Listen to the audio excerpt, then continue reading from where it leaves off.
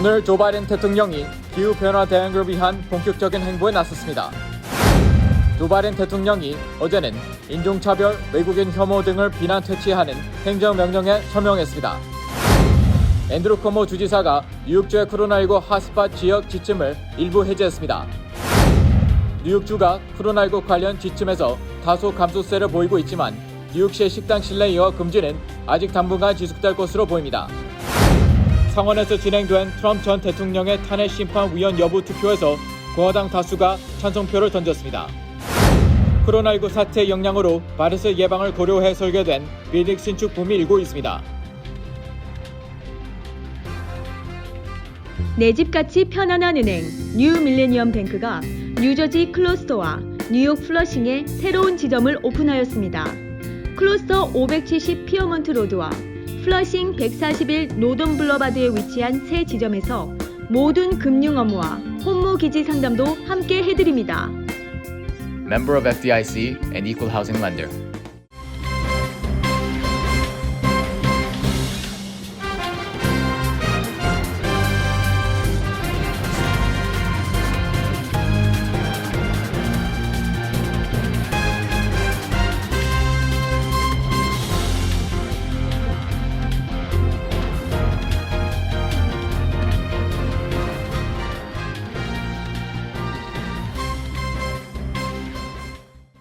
여러분 안녕하십니까?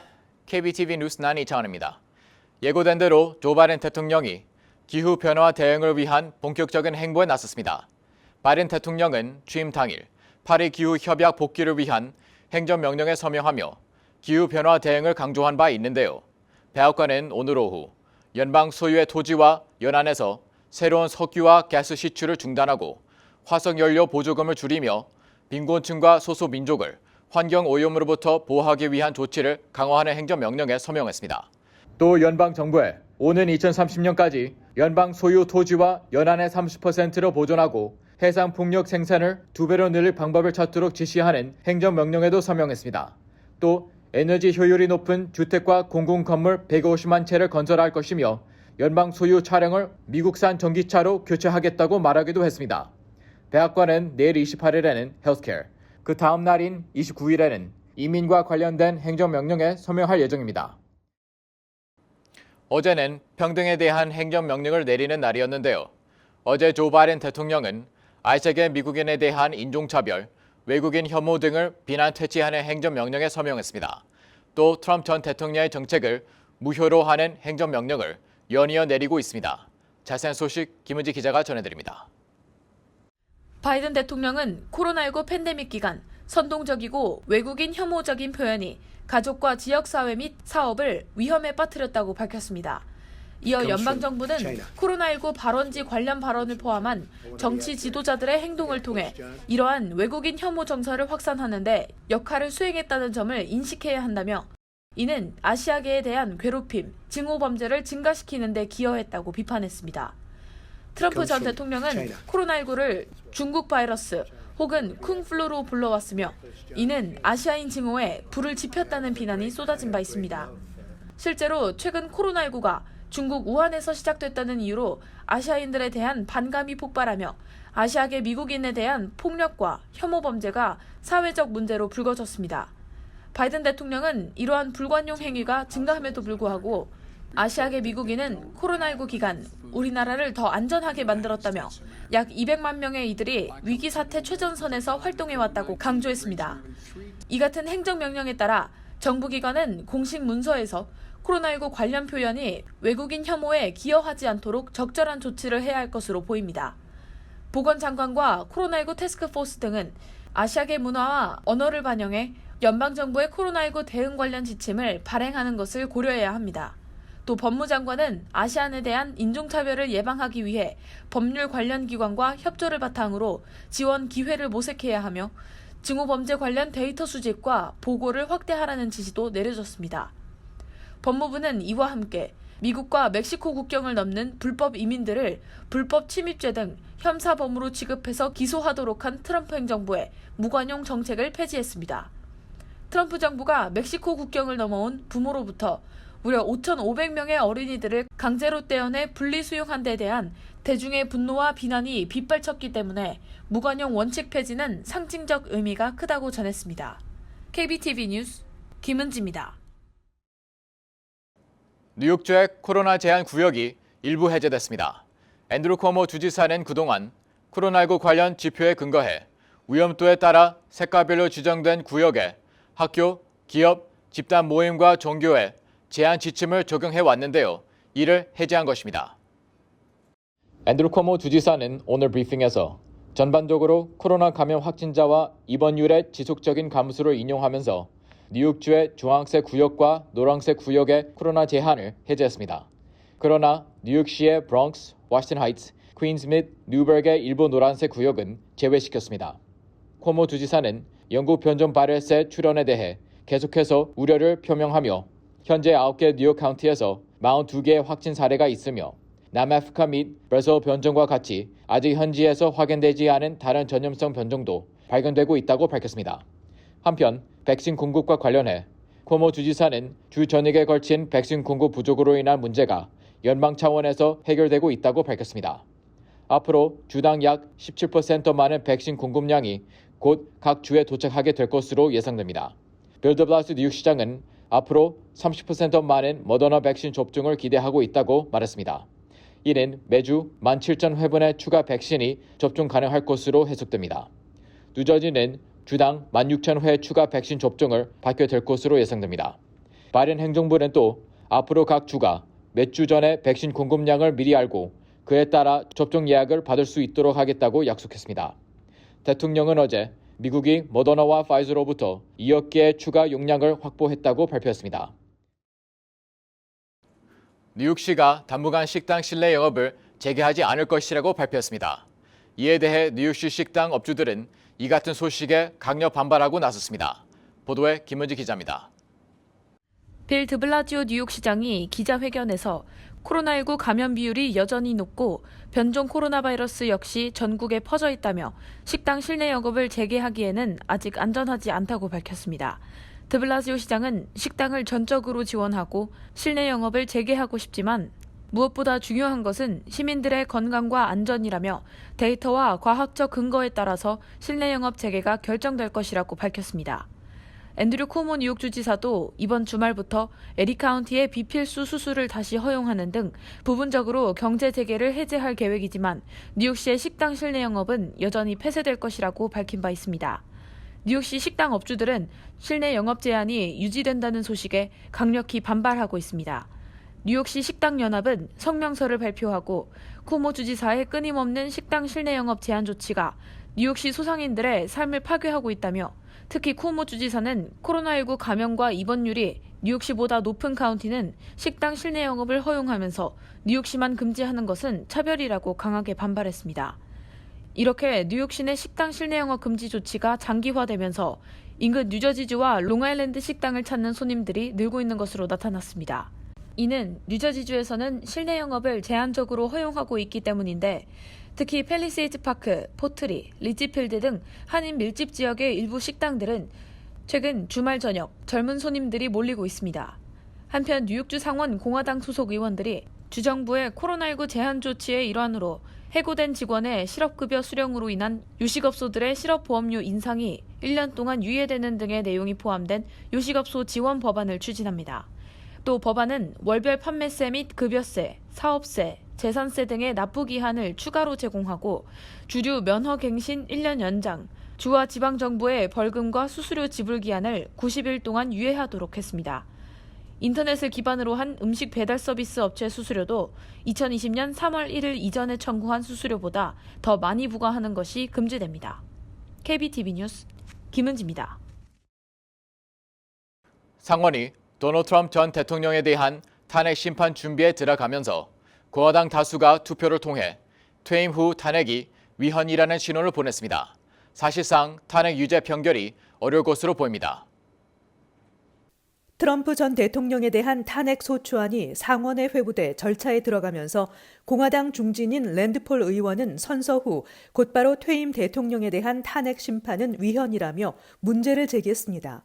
상원은 랜드폴 의원이 발의한 트럼프 전 대통령 상대 탄핵 심리 위헌 선언 투표를 진행해 반대 55표, 찬성 45표로 기각시켰습니다.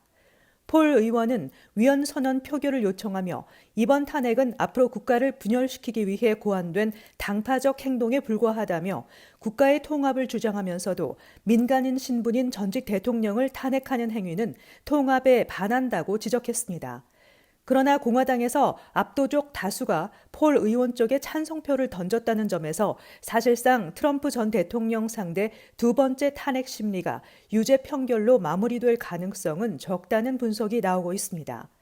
현재 상원은 민주당 48명 대 민주당 성향 무소속 2명, 공화당 50명으로 사실상 양당이 정확히 양분되고 있으며 여기에 카멜라 해리스 부통령이 상원의장 역할을 하면서 민주당이 과반 의결권을 가진 것으로 평가됩니다.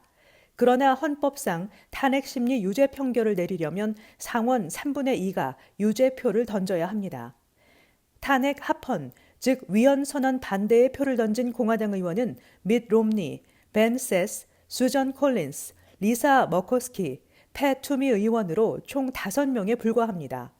CNN은 폴 의원의 주장이 당초 받아들여질 가능성은 없었지만 절차 투표는 이번 재판에 대한 공화당의 태도를 보여주는 첫 번째 시험대라고 평가했습니다.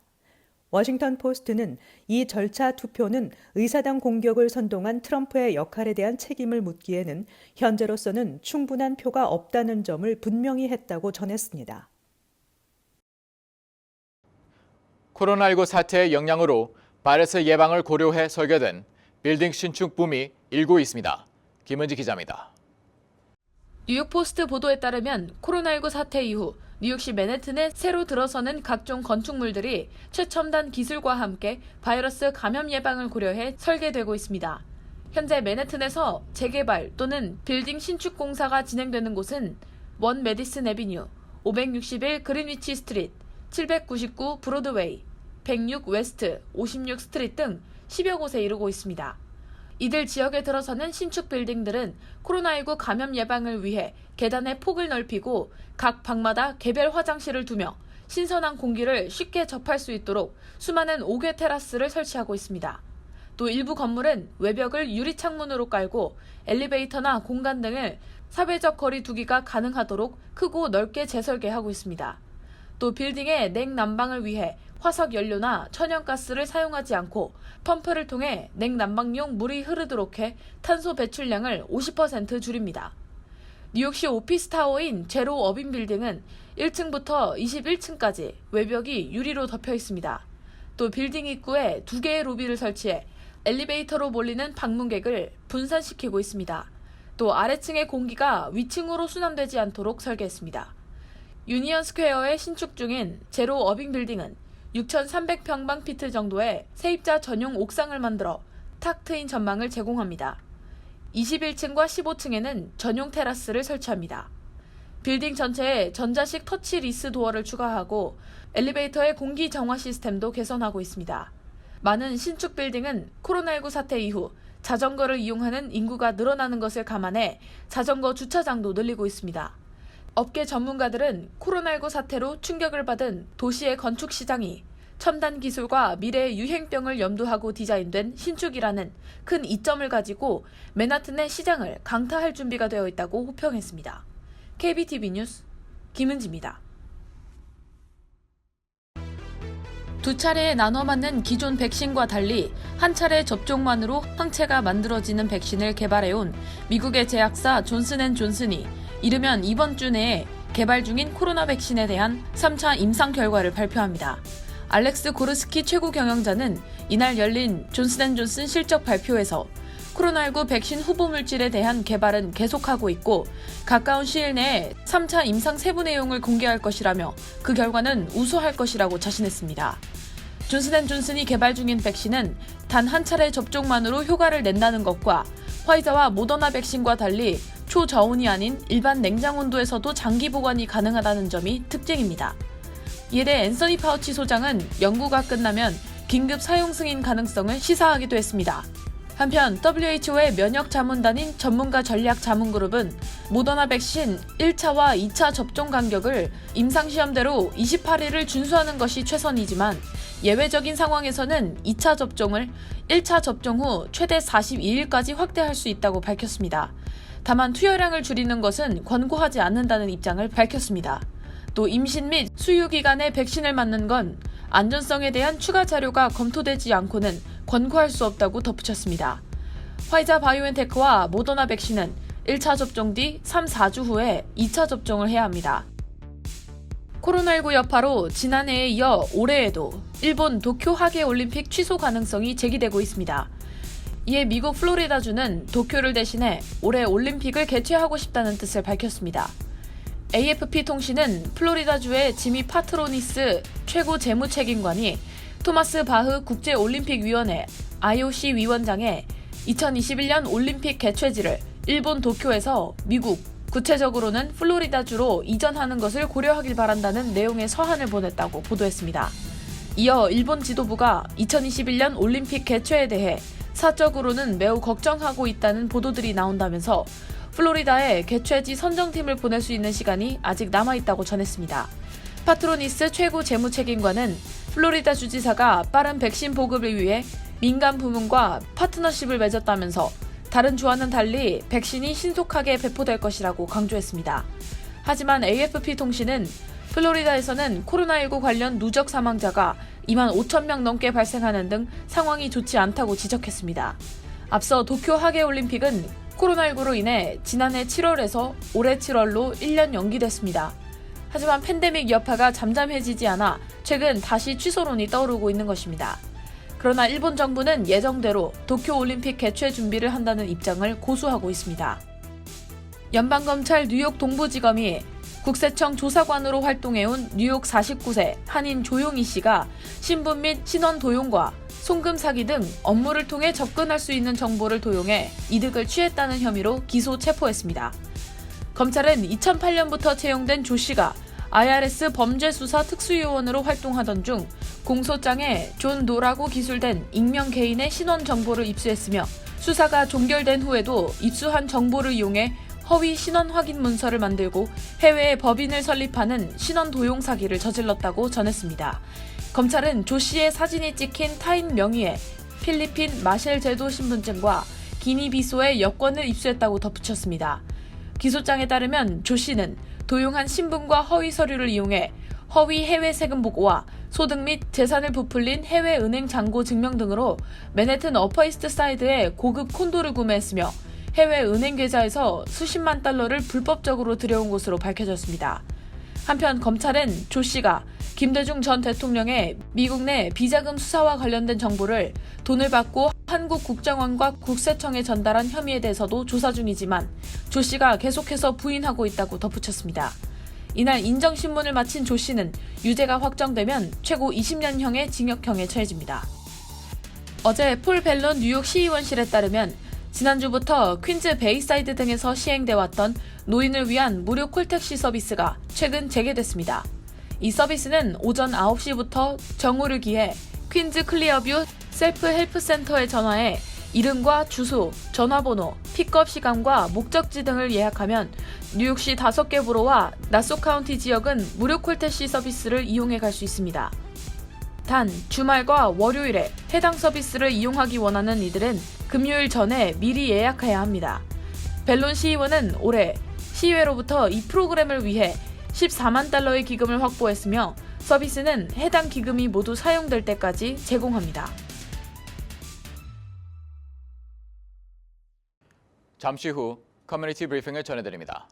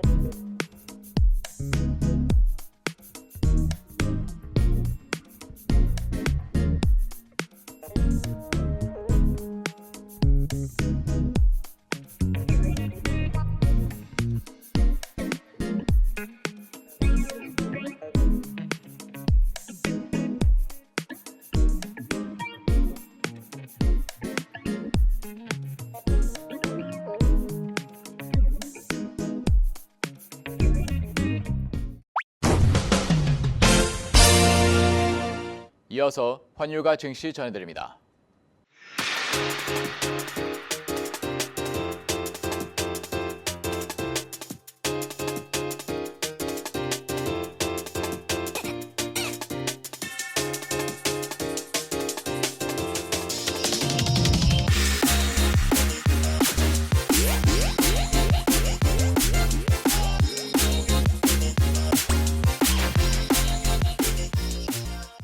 잠시 후 뉴욕과 뉴저지 날씨 전해드립니다.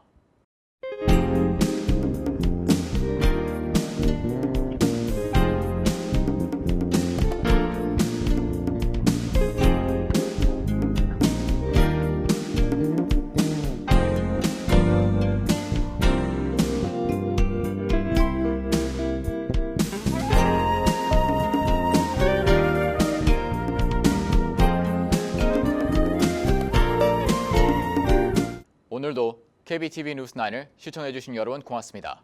편안한 밤 보내시기 바랍니다.